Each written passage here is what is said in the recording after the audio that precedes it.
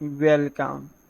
Today in this video we are talking about JavaScript, the magic behind the interactive website. Think of HTML as the structure of a house, CSS as the paint and decoration, and JavaScript as the electricity that brings it all to life.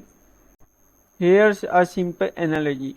HTML is the TV, CSS is how it looks, and JavaScript is like the remote control.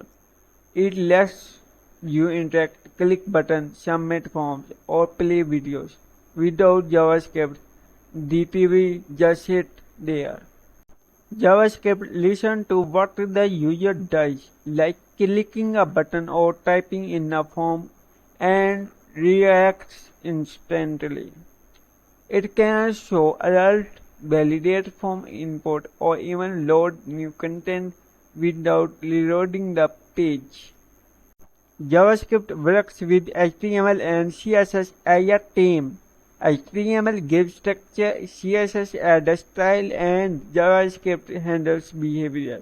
For example, you click a button and JavaScript changes its color just like that.